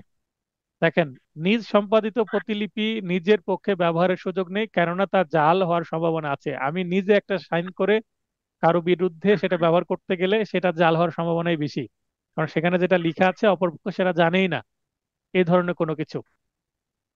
5, যে ব্যক্তি কোনো দলিল দেখেছে সেই দলিলের বিষয়বস্তু সম্পর্কে তার মৌখিক বিবরণ। তো এখানে প্রথমে 61-তে বলল যে 59-এ বলল যে মৌখিক সাক্ষ্যের মাধ্যমে বিষয় প্রমাণ করতে হবে দলিলের বিষয়বস্তু ছাড়া। 5 এসে বলছে যে ব্যক্তি কোনো দলিল দেখেছে সেই দলিলের বিষয়বস্তু সম্পর্কে তার মৌখিক বিবরণ। কখন এটা গ্রহণ করা হবে? যদি দলিলটা হারায় যায় বা দলিলটা পুড়ে যায়, ধ্বংস হয়ে গেছে, নষ্ট হয়ে গেছে, কিন্তু দলিলটা একজন দেখেছে, দলিল সম্পর্কে তার মৌখিক বিবরণটা নেওয়া যেতে পারে সেই ক্ষেত্রে। এটা একটা ব্যতিক্রম। যেমন মানুষ মারা গেলে বা হারিয়ে গেলে তার পক্ষে অন্যজন আসতে পারে সাক্ষ্য দিতে, তেমনি দলিল হারাই গেলে দলিলে কি লেখা ছিল এটা বিষয়ে সাক্ষ্য নেওয়া যেতে পারে। তো সেটা খুব ভালো একটা এভিডেন্স হবে না, সেটা একটা দুর্বল সাক্ষ্য হবে। 64, প্রাথমিক সাক্ষ্যের মাধ্যমে দলিল প্রমাণ। 65 ধারায় বর্ণিত মানে এর পরে 7টি ব্যতিক্রম ব্যতীত সকল ক্ষেত্রে দলিল অবশ্যই প্রাথমিক সাক্ষ্য দ্বারা প্রমাণ করতে হবে। মিলন ভাই কি যেন বলছেন, বলেন। মিলন ভাই, লাইনে আসবেন। আসসালামু আলাইকুম স্যার। ওয়ালাইকুম আসসালাম, বলেন। স্যার আমার আমার একটু কনফিউশন আছে, এই যে হলো আপনার 63 ধারার 4 নম্বরটা। হুম। এই- হ্যাঁ। এখানে এই যে আপনার যে পক্ষ তা সম্পাদন করেনি তার বিরুদ্ধে, আবার তার পরের নিচে লাইনটা হলো নিজের সম্পাদিত প্রতিলিপি নিজের পক্ষে ব্যবহারের সুযোগ নেই। তাহলে নিজে যে সম্পাদন করতেছে সেটা সে ব্যবহার করতে পারবে না, এটা ঠিক হ্যাঁ। আছে। কিন্তু হ্যাঁ। যে সম্পাদন করেনি তার বিরুদ্ধে হবে না পক্ষে হবে, ওইটা এই জায়গায় একটু কনফিউশন হবে। এই মনে করেন এটা একটা দলিল। হ্যাঁ, জি, জি, এটা একটা দলিল, মনে করেন নিচে আমি নাম লিখলাম শহীদুল, ঠিক আছে? হ্যাঁ, হ্যাঁ, হ্যাঁ, শহীদুল লিখে এটা আপনাকে দিয়ে দিলাম। তার মানে এই জি, দলিলে আমি কোনো কিছু স্বীকার করেছি, মনে করেন এখানে একটা লিখিত স্বীকৃতি আছে, আপনাকে দিয়ে দিলাম, হ্যাঁ, ঠিক আছে? মনে জি, করেন যে আপনি পেমেন্ট দিয়েছেন 4,000 টাকা, সেটা একটা রসিদ দিলাম, আমার নিচে সাইন থাকলো। ওকে, জি, বোঝার চেষ্টা জি, করেন। আমাকে এখানে অ্যাডমিশন নিয়েছেন, আমি আপনাকে নিচে সাইন করে একটা রসিদ দিয়ে দিলাম। যদি বাস্তবে আমার জি, কোচিং এসে ভর্তি হতেন তাহলে হয়তো বা একটা রসিদ হ্যাঁ, দিতাম কাগজে, মনে করেন এরকম। তাহলে এই রসিদে হ্যাঁ, আমার স্বাক্ষর আছে, মনে করেন যে হ্যাঁ, অ্যাডভোকেট শহীদুল আপনাকে স্বাক্ষর দিয়ে রসিদটা দিয়ে দিল। এখন জি, এইটা যদি আমি পরে অস্বীকার করি, যে আপনি টাকা তো দেননি, আপনি আপনার ফি পরিশোধ করেননি, তখন আপনি এই রসিদটা আদালতে আমার বিরুদ্ধে ব্যবহার করতে পারবেন। হ্যাঁ, হ্যাঁ, ঠিক আছে। বুঝতে পেরেছেন? তার হ্যাঁ মানে স্যার, আর একটা এ- আমি স্যার আমি ওটা আগে শেষ বুঝতে করতে পারছি। দেন। তো এটা আচ্ছা, আমার বিরুদ্ধে ব্যবহার করতে পারবেন না। এখন যদি আমি এইটা আমি নিজেই সই করছি, সই করে এখন এটা কি আপনার বিরুদ্ধে আমি ব্যবহার করতে পারবো? না ওটা তো আপনার কারণ বিরুদ্ধে আমি এখানে ব্যবহার আপনার বিরুদ্ধে আপনার বিরুদ্ধে কোনো কিছু ব্যবহার করতে হলে সেটা আপনার দ্বারাই সম্পাদিত হতে হবে, তাই না? তো হ্যাঁ, এখানে একটু একটু আসলে কোনো দলিল প্রতিলিপি যে পক্ষ তা উক্ত কপি সম্পাদন করেনি তার বিরুদ্ধে, এখানে এই যে করেনিটা একটু কনফিউশন আছে, করেনিটা করেছে করে দেন, একটু আসলে ভুল আছে। ধন্যবাদ ভাই। এর আগের জি, কপিতে কারেকশন ছিল, এখানে কারেকশন করা হয়নি। জি, তো এখানে সম্পাদন করেনি, এখানে হবে সম্পাদন করেছে, তাই না? এবার ঠিক হ্যাঁ, ঠিক হচ্ছে? আচ্ছা, হ্যাঁ, হ্যাঁ, এবার ঠিক আছে স্যার, তাহলে এবার আমি ঠিক যে আছে। একটু আগে সম্পাদন করলাম এটা আমার বিরুদ্ধে ব্যবহার করা যাবে। হ্যাঁ, হ্যাঁ, হ্যাঁ, আর এই পরের লাইনটা ঠিক আছে। এবার তাহলে ঠিক হলো? ঠিক ঠিক হলো না হ্যাঁ, এবার? জি স্যার। ঠিক আছে, স্যার ধন্যবাদ আর ভাই। একটা সবাই স্যার আর আপনারা একটু ঠিক করে নেন। বলেন, বলেন। স্যার, আর একটু জিনিস, এই যে 57 ধারাটায় এই যে হলো 13টার জায়গায় 2টা হলো বাতিল। এখন স্যার আমরা তো হুম। জানি যে হলো ফৌজদারি কার্যবিধিতে যেরকম অনেকগুলো ধারা আছে, তার থেকে অনেকগুলো ধারা বাতিল আছে, 117টা না কয়টা ধারা বাতিল আছে, সেগুলো কাউন্ট করা হয়। কিন্তু এই হ্যাঁ। যে 57 ধারা 13টার জায়গায় 2টা বাতিল, কিন্তু এই 2টা বাতিল ধরা হয়েছে, কাউন্ট করা হলো না। আর একটা আচ্ছা, এটার আমি জায়গায় পেয়েছি যে হলো আচ্ছা, এটার বাতিল হলে এটার আপনি, এটা আমি বাতিল হলে আপনাকে কাউন্ট। ব্যাখ্যা দিচ্ছি। জি স্যার। আর আপনার প্রশ্ন বিরক্ত হলে। বুঝেছি, এটার ব্যাখ্যা দিচ্ছি আমি। জি দাঁড়ান, জি এটা ব্যাখ্যা দিচ্ছি। 57 ধারায় এখানে ব্র্যাকেটে 11 লিখেছি। যখন জি প্রশ্ন আসবে 57 ধারায় কয়টি উপধারা আছে, কি বললাম? জি জি 57 ধারায় কয়টি উপধারা আছে মোট, তখন উত্তর হবে হ্যাঁ 13টি উপধারা আছে। যদি হ্যাঁ প্রশ্ন আসে 57 ধারায় কয়টি উপধারা বলবৎ আছে, উত্তর হবে 11টি বলবৎ আছে। যদি প্রশ্ন আসে 57 ধারায় কয়টি উপধারা বাতিল করা হয়েছে, উত্তর হবে 2টি। যদি হুম, প্রশ্ন আসে কয়টি বিষয় আদালত অবশ্যই গোচরে নেবেন, উত্তর হবে 11টি। যে 2টি জি বাতিল হয়েছে সেই 2টি কি গোচরে নিতে পারবেন? না না সে দুটো তো পারবে। এখানে আমি লিখেছি কি, যে সকল বিষয় আদালত অবশ্যই গোচরে নিবেন, 11টি বিষয় তো গোচরে নিতে পারছেন, কারণ 11টি হ্যাঁ তো বলবৎ আছে, বাকি 2টি বাদ হয়ে গেছে। এবার বুঝতে পারছেন উপধারা কয়টি সেটা বলিনি, কয়টি বিষয় গোচরে আচ্ছা, নেবেন সেটা বলেছি। এবার ক্লিয়ার হলো? Thank you sir. Thank you sir. আচ্ছা, ধন্যবাদ। অবশ্যই ফিডব্যাক দিবেন, আলোচনা হলে জানাটা ভালো হবে, ক্লিয়ার হবে আরো। আর সবাই এটা কারেকশন আচ্ছা, করে নেন যে এটা সম্পাদন করেছে। হ্যাঁ, শিবলি ভাই আপনি লাইনে আছেন, বলেন, কথা বলেন। যে একটা ছোট প্রশ্ন ছিল, সেটা হচ্ছে হ্যাঁ, বলেন। এখানে সাক্ষ্য আইনের আমরা দেখছি দ্বিতীয় ধারা যেটা রয়েছে, সেখানে বলা হয়েছে এটা রিপিল করা হয়েছে, মানে এখানে বাংলা লেখা হচ্ছে বাতিল, কিন্তু এদিকে হ্যাঁ, আবার দেখা যাচ্ছে 113 ধারা যেটা আছে সেটা অমিট করা হয়েছে, সেটা বাংলা বলা অমিতি হচ্ছে এবং বাতিল। এখানে রিপিল এবং অমিটের ওমিশন পার্থক্য। এবং রিপিলের পার্থক্যটা কি, এটা ক্লাস শেষে সম্ভব হলে আলোচনা করছি, এটা এই মুহূর্তে আলোচনা করে ফ্লো নষ্ট করছি না। আচ্ছা। ঠিক আছে। এবং আমার একটা নোটে আছে, নোটের কত পৃষ্ঠে আছে সেখানে আমি যে সেটা ব্যাখ্যা দিচ্ছি, কোনটা রিপিল কোনটা ওমিশন, এইটা আমি দিয়েছি, মেবি সিআরপিসির মধ্যে আছে। আমি সেটা আলোচনা করে দিচ্ছি আপনাকে, জাস্ট ক্লাস শেষে আমাকে মনে করে দিবেন। জি, ধন্যবাদ। আচ্ছা, আমরা তাহলে একটু অগ্রসর হই। বলছে 64তে প্রাথমিক সাক্ষ্যের মাধ্যমে দলিল প্রমাণ, মানে দলিল যেটা আছে অরিজিনাল, আপনার এনআইডি কার্ড, তো এনআইডি কার্ডই আপনাকে আদালতে দিতে হবে, দিয়ে দলিলটা প্রমাণ করতে হবে, অন্য কিছু আদালতে দিয়ে দলিল প্রমাণ করার সুযোগ নাই। এটা হচ্ছে মূল বক্তব্য। অরিজিনালটাই দেখাতে হবে, কারণ ফটোকপি দিলে ফটোকপি তো ডুপ্লিকেট করা যায়, এই কারণে। কিন্তু আবার বলছে 7টি ব্যতিক্রম আছে, সে 7টি ব্যতিক্রম বাদে অন্যান্য সবগুলোই প্রাথমিক সাক্ষ্যের মাধ্যমে দিতে হবে, আর বাদ বাকিগুলো মাধ্যমিক সাক্ষ্যের মাধ্যমে দিলেও চলবে। তাহলে যে সকল ক্ষেত্রে দলিল সম্পর্কে মাধ্যমিক সাক্ষ্য প্রদান করা যেতে পারে 7টি ক্ষেত্রে, এই যে 63 ধারায় 7, এটা কিন্তু গুরুত্বপূর্ণ। কারণ 7টি ক্ষেত্রে, শুধুমাত্র 7টি ক্ষেত্রে মূলটা না দিয়ে সেটার মাধ্যমিক বা গৌণ বা সেকেন্ডারি এভিডেন্স আদালতে সাবমিট করে প্রমাণ করা যেতে পারে। Cases in which secondary evidence relating to documents may be given, দেওয়া যেতে পারে, আদালত নিবে কিনা সেটা পরের বিষয়, দেওয়া যেতে পারে।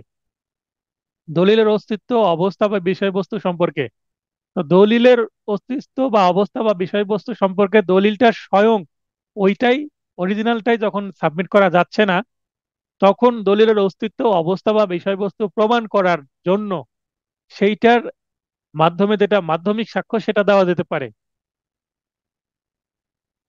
মূল দলিলটি যাদের দখলে বা কর্তৃত্বাধীনে থাকলে মাধ্যমিক সাক্ষ্য প্রদান করা যেতে পারে।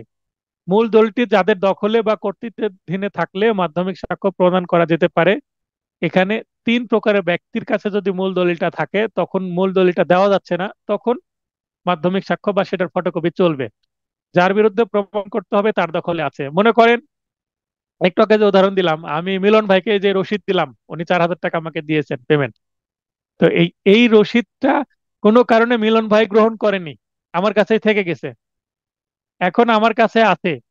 এইটা তো মিলন ভাইয়ের কাছে নাই, আমার বিরুদ্ধে ব্যবহার করতে যাচ্ছে, কিন্তু আমি পরে মিলন ভাই বলছে যে স্যার আমার তো রসিদটা নেওয়া হয়নি, আমি বাসায় চলে আসছি। তো বললাম ঠিক আছে, আমি ছবি তুলে পাঠিয়ে দিচ্ছি। তো ছবিটা ওনার কাছে আছে, তার মানে সেটা মাধ্যমিক সাক্ষ্য, কিন্তু অরিজিনালটা আমার কাছেই থেকে গেছে। তো অরিজিনালটা যেহেতু আমার বিরুদ্ধে, উনি যদি আদালতে যান মামলা করেন, আমি তো অরিজিনালটা দিব না, তাহলে তো মামলা প্রমাণ হয়ে যাবে। তো উনি তখন ওই ছবিটা বা ছবি থেকে প্রিন্ট করে নিয়ে বা ফটোকপি, যেটাই বলি না কেন, যেটা মাধ্যমিক সাক্ষ্য, সেটা দিয়ে দলিলটা প্রমাণ করতে পারবে এবং বলতে পারবে এটার অরিজিনালটা আসামির কাছে বা বিবাদীর কাছে আছে। আশা করি ক্লিয়ার হলেন। আদালতের এখতিয়ারের বাইরে কোনো ব্যক্তির নিকট আছে, যেখানে আদালত কি করতে পারে না, সমন দিয়ে সেটা বলতে পারে না যে আপনি সাবমিট করেন। পেশ করতে আইনত বাধ্য, কিন্তু ৬৬ ধারায় সমন দেওয়ার পরও তা পেশ না করলে, ৬৬ ধারায় সমনের কথা বলা আছে। তো ৬৬ ধারায় দলিল পেশ করার জন্য বলা হলো, আদালতে পেশ করে না, তখন আদালত বলতে পারে ঠিক আছে, যে সেহেতু যে পেশ করছেন, আপনি ফটোকপি থাকলে ফটোকপি দেন বা ছবি থাকলে ছবি দেন।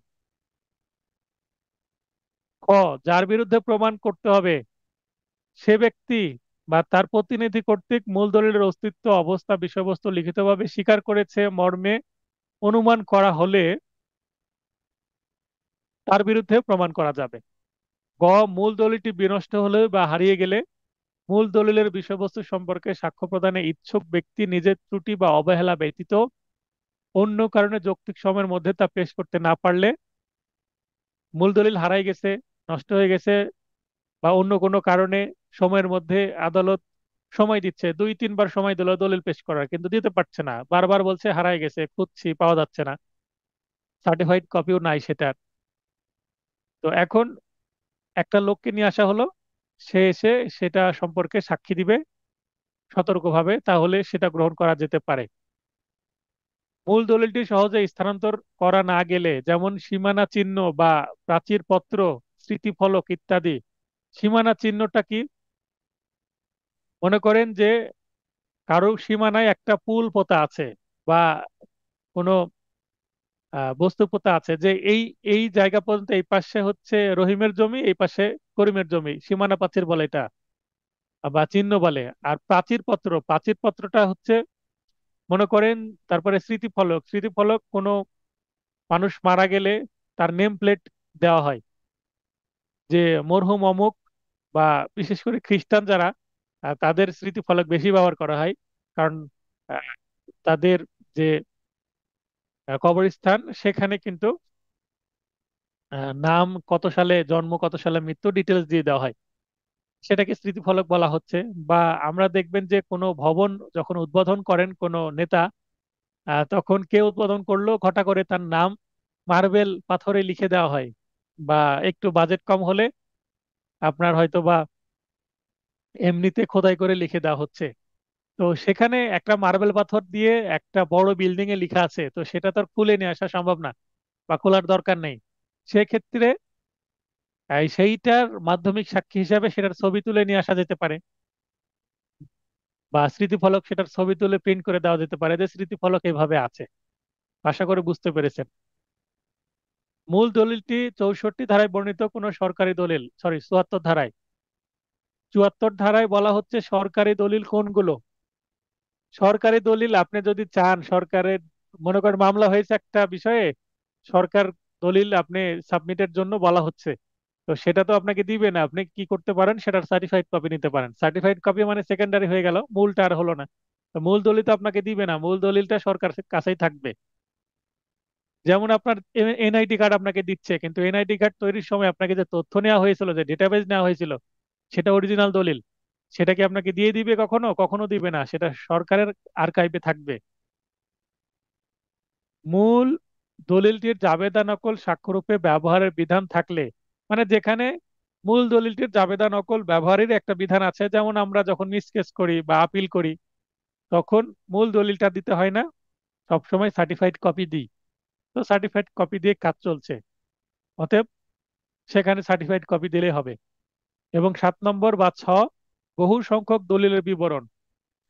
একটা এমন দলিল যেখানে ৫০০ বা ৬০০, যেমন আমাদের মুক্তিযুদ্ধের যে দলিলপত্র বলে একটা বই আছে, 10,000 পেজের একটা বই। তো 10,000 পেজের বই, পুরো বই কিনে আসা দরকার আছে? মামলার সাথে যদি প্রাসঙ্গিক বা রেলিভেন্ট হয়, মনে করেন 10-12 পেজ প্রাসঙ্গিক, ওই 10-12 পেজ ফটোকপি করে জমা দিলেই হয়ে গেল, বা ছবি তুলে পিডিএফ করে আদালতে সাবমিট করা যেতে পারে পেন ড্রাইভের মাধ্যমে। ক, গ এবং ঘ মাধ্যমিক সাক্ষ্য গ্রহণযোগ্য, এবং খ স্বীকৃতি গ্রহণযোগ্য। উপরে যে ক, খ এবং গ একটু বুঝে নেবেন, সেটা মাধ্যমিক সাক্ষ্য গ্রহণযোগ্য, এবং খ এর ক্ষেত্রে সেটা স্বীকৃতি গ্রহণযোগ্য, যার বিরুদ্ধে প্রমাণ করতে হবে। যেমন আমি যেটা উদাহরণ দিচ্ছিলাম, যে একটা রসিদ, ভাউচার, ইনভয়েস, উ ও চ, উ এবং চ এটা জাবেদা নকল মাধ্যমিক সাক্ষ্য গ্রহণযোগ্য, অন্যগুলো নয়। আর ছ হচ্ছে পারদর্শী অর্থাৎ এক্সপার্ট ব্যক্তির এক্সপার্ট ওপিনিয়ন, গ্রহণযোগ্য।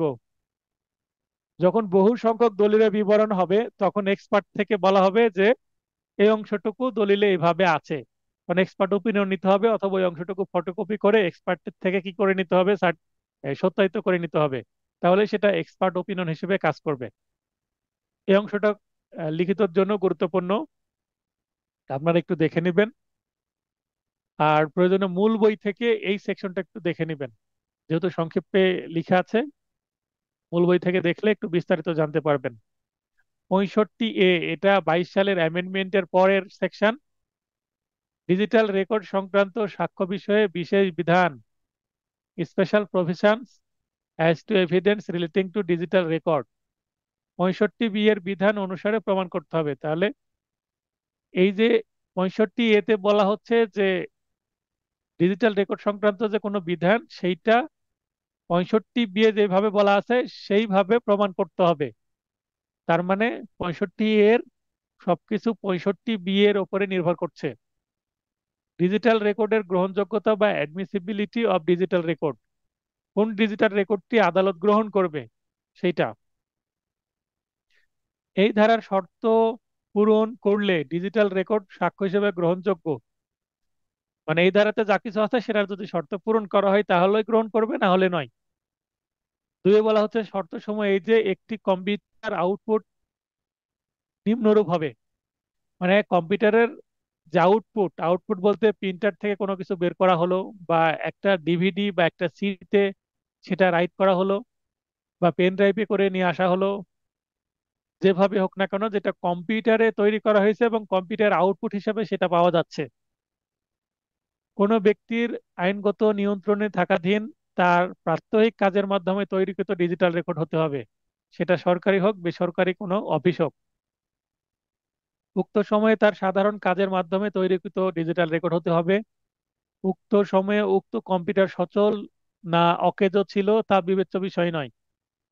মানে কম্পিউটারের মাধ্যমে বের হয়েছে এটাই যথেষ্ট, সচল না অচল ছিল সেইটা পরের বিষয়, কারণ ওই সময় সচল না অচল ছিল সেটা প্রমাণ করা সম্ভব না।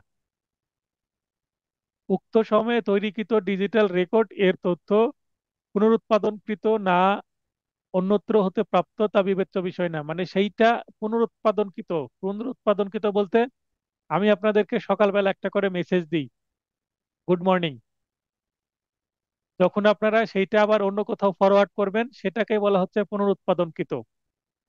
বা আমি মনে করেন আপনাদেরকে একটা পরীক্ষার প্রশ্নপত্র দিচ্ছি, শুক্রবারে দিব যেমন, সেটা যদি আপনি আবার কাউকে ফরওয়ার্ড করেন সেটাকে বলা হচ্ছে পুনরুৎপাদন। মানে সেটার মাধ্যমে যেমন মোবাইল ফোনে কপি হচ্ছে, আবার সেটা যখন ফরওয়ার্ড করা হচ্ছে,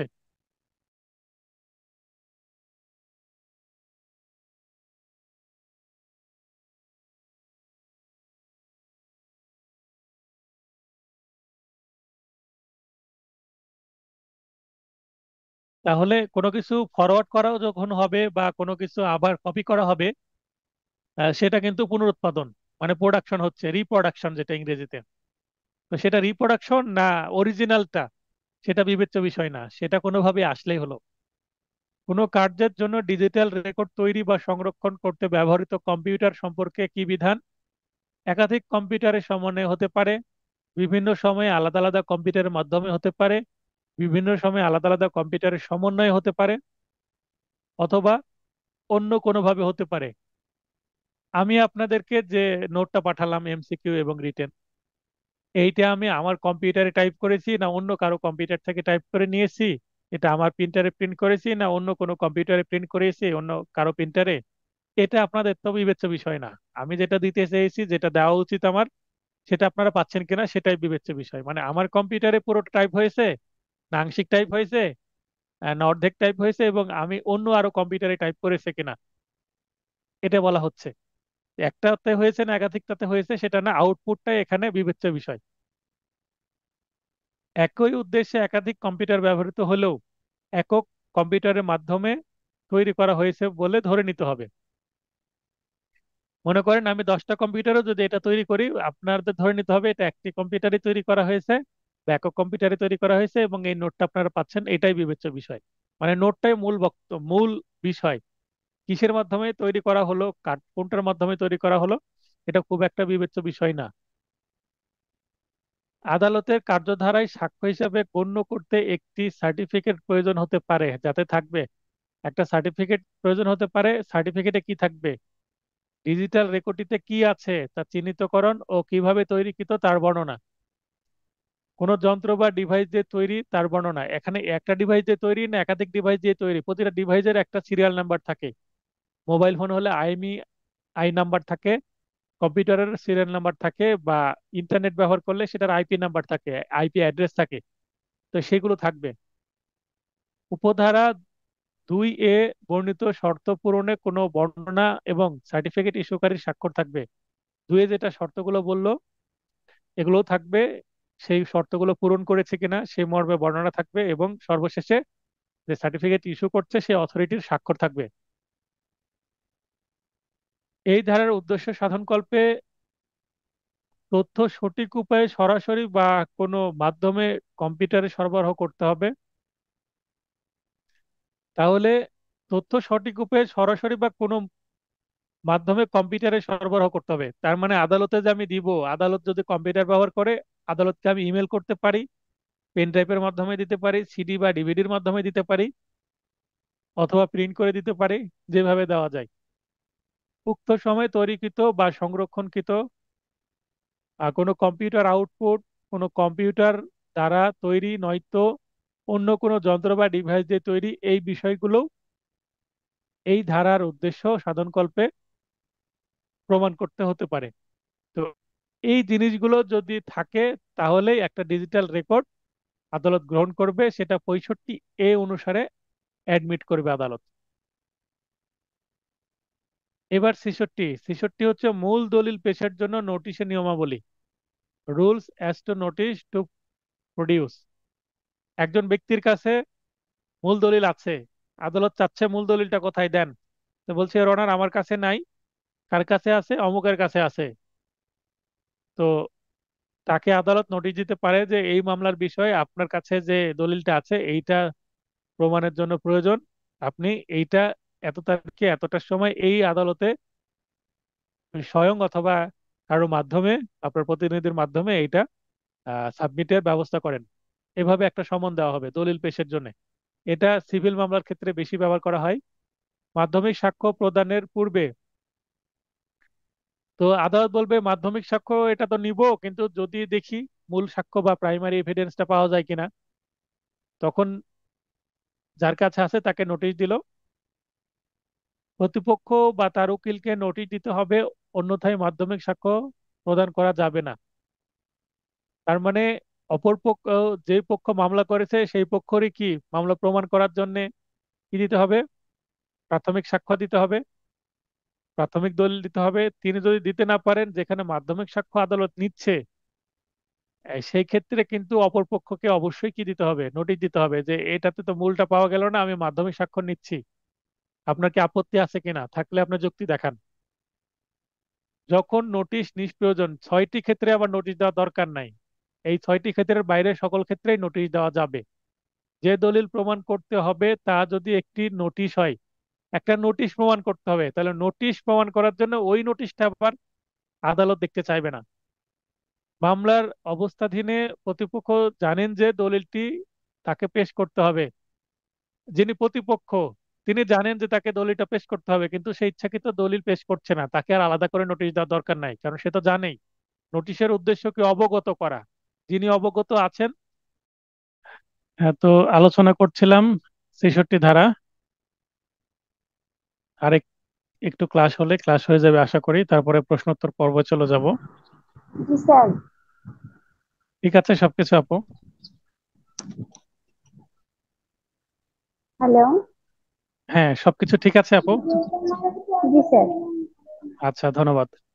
পড়ছিলাম ৬৬ ধারার ২ উপধারা। মামলার অবস্থাধীনে প্রতিপক্ষ জানেন যে দলিলটি তাকে পেশ করতে হবে, অর্থাৎ বিবাদী জানেই যে তাকে দলিলটি পেশ করতে হবে। যেহেতু তিনি জানেন, তিনি অবগত আছেন, আর যে বিষয়টি অবগত আছেন সেইটা আর নোটিশের মাধ্যমে তাকে আর নতুন করে পুনরায় অবগত করার দরকার নেই, কারণ নোটিশের উদ্দেশ্যই হচ্ছে কোনো বিষয়ে তাকে অবগত করা।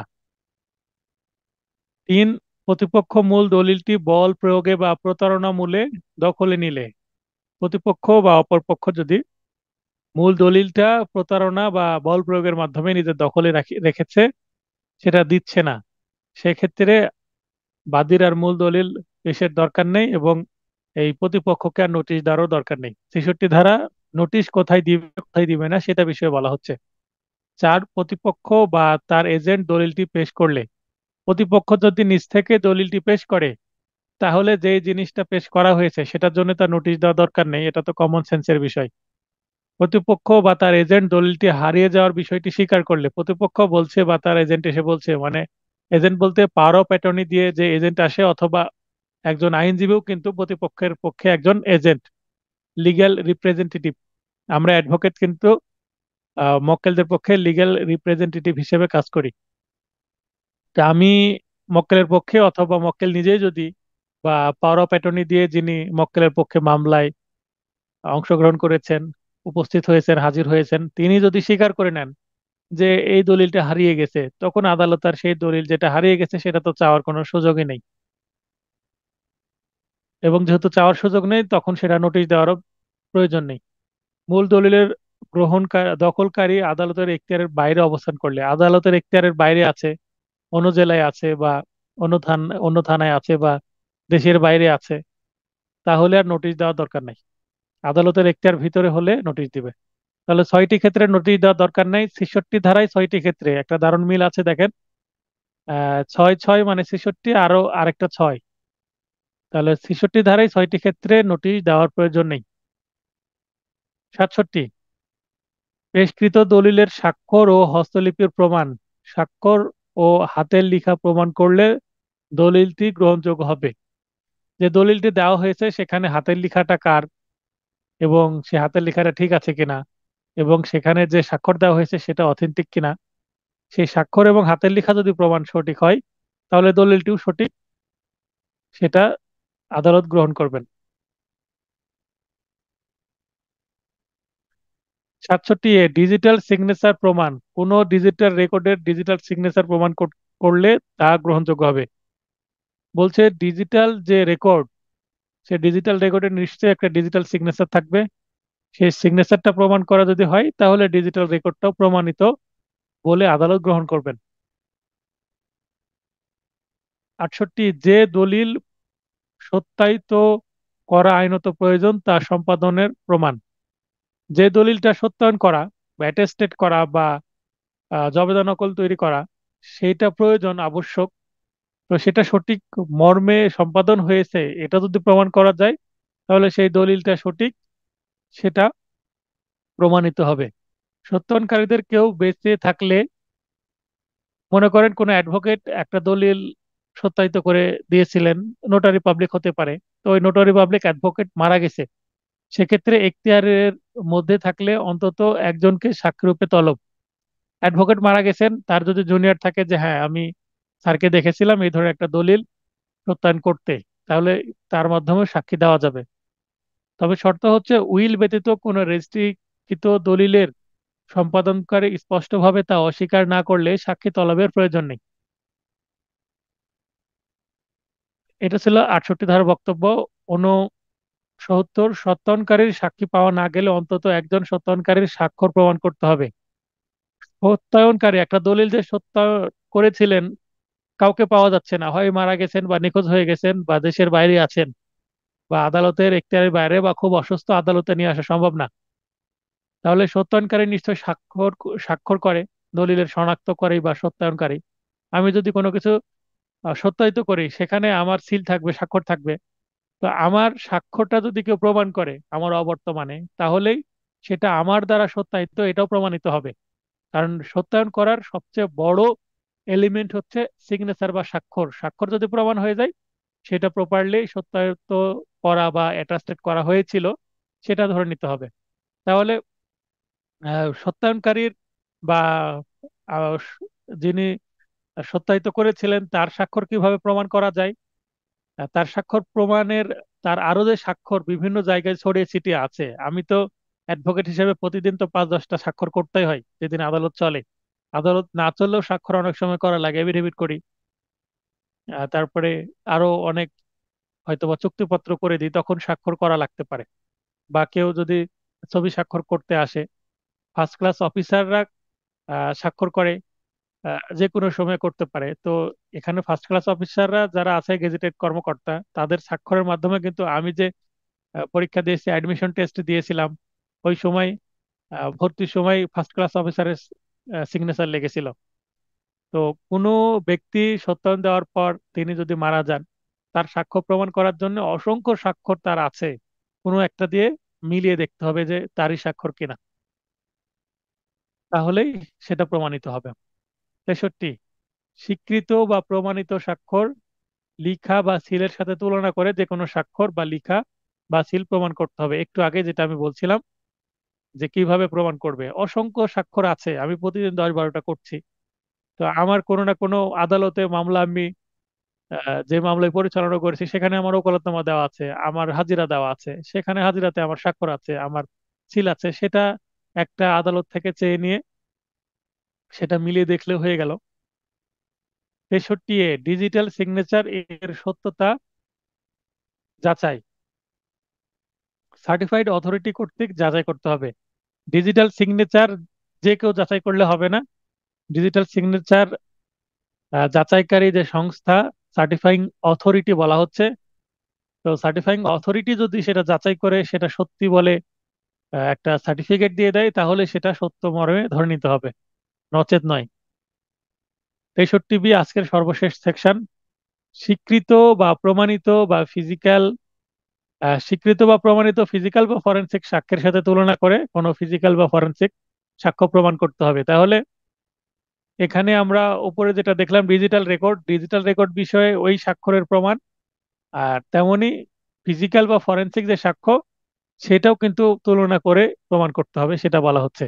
তো এই ছিল আজকের আলোচনা। আজকের আলোচনা থেকে যদি কারো প্রশ্ন থাকে সেটা করবেন। আর শিবলি ভাই যেটা প্রশ্ন করেছেন সেটা আমার নোটের 195 পৃষ্ঠায় আছে, সেখানে একটু পরে যাচ্ছি। এই ক্লাসের বিষয়ে কারো প্রশ্ন থাকলে সেটা আগে সল্ট আউট করি, সমাধান করি, তারপরে 195 পৃষ্ঠায় রিপিল এবং অমিট এই বিষয়টা নিয়ে একটা ছোট্ট আলোচনা আছে।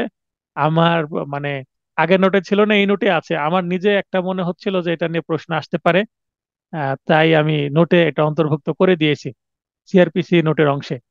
তো আপনাদের যদি এই ক্লাসে প্রয়োজন মানে প্রশ্ন না থাকে, তাহলে একটু এমসিকিউ কি টাইপের এসেছে, কতটা এসেছে ইতিপূর্বে, আমরা সেটা একটু এক পলক চোখ বুলিয়ে নিব। এখানে আমরা দেখতে পাচ্ছি 20টা এমসিকিউ এসেছে ইতিপূর্বে জুডিশিয়ারি এবং বার কাউন্সিলে। এখানে রিসেন্টলি কোনো প্রশ্ন আসছে কিনা সেটা আমরা একটু চেক করি।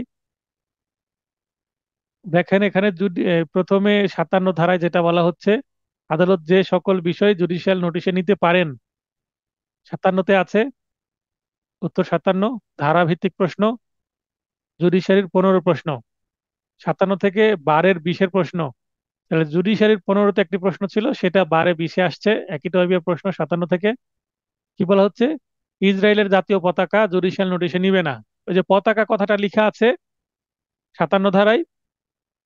তো এখানে ইসরায়েলের পতাকা, কারণ তাদের সাথে আমাদের কূটনৈতিক সম্পর্ক নেই, ডিপ্লোম্যাটিক সম্পর্ক নেই, তাদের কাছ দেশে আমাদের এম্বাসি নেই, আমাদের দেশে এম্বাসি নেই, একটু আগে আমি রিপিট করেছি সেটা। যে সেটা নিবে না জুডিশিয়াল নোটিশে, মানে ইসরায়েল কোনো বিষয়ে কথা শুনবে না আদালতে। তারপরে এক পক্ষের দাবিকৃত ঘটনা প্রমাণের দরকার নেই যদি তা হয় কি হয় অপর পক্ষ কর্তৃক স্বীকৃত, তার মানে স্বীকৃত বিষয় প্রমাণের প্রয়োজন নাই। Fact admitted need not be proved, সেটা বিষয়ে প্রশ্ন আসছে। স্বীকৃত বিষয় প্রমাণের আবশ্যকতা নেই, একটু আগে যেটা ইংলিশে বললাম সেটাই 58-তে আছে, ধারাভিত্তিক প্রশ্ন। তাহলে দেখেন এখানে 57, 58, 56, 57, 58 এই ধারাগুলো কিন্তু ধারাভিত্তিক প্রশ্ন আসতে পারে। কত ধারায় কি আছে এটা। এবার দেখেন বার কাউন্সিলের 23-এর একটা রিসেন্ট প্রশ্ন 59 থেকে আসছে। এটা বলছে যে 59 ধারা অনুযায়ী বা ধারা 59 অনুযায়ী ড্যাশ ব্যতীত সকল বিষয় মৌখিক সাক্ষ্য দ্বারা প্রমাণ করা যেতে পারে। তাহলে দলিলের বিষয়বস্তু ছাড়া সবকিছুই মৌখিকভাবে প্রমাণ করা দরকার, সেটাই আমরা একটু আগে দেখলাম, সেটা আসছিল। তারপরে এই প্রশ্নটা স্যাট সেকশন থেকে আসছে, দেখেন জুডিশিয়ারিতে 13 এবং 14-তে আসছিল, তার আগে 12-তে আসছিল স্যাট ধারা থেকে বার কাউন্সিলে। সকল ক্ষেত্রে মৌখিক সাক্ষ্য প্রত্যক্ষ হবে। প্রত্যক্ষ, একটু আগে আমরা পড়লাম স্যাট থেকে আসছে, তাহলে 60 বা স্যাট সেকশন খুবই গুরুত্বপূর্ণ, বোঝা যাচ্ছে। স্যাট সেকশন থেকে দেখেন আরো কত প্রশ্ন আসছে, অনেকগুলো প্রশ্ন আসছে। 61 থেকে 62 থেকে প্রশ্ন আসছে। তো এই প্রশ্নগুলো আপনারা দেখবেন। আমার পরীক্ষায় আগামী শুক্রবার পরীক্ষা হবে, পরীক্ষায় কিন্তু এগুলোর বাইরেও প্রশ্ন আসতে পারে। আমরা চলে যাব 195 পৃষ্ঠা।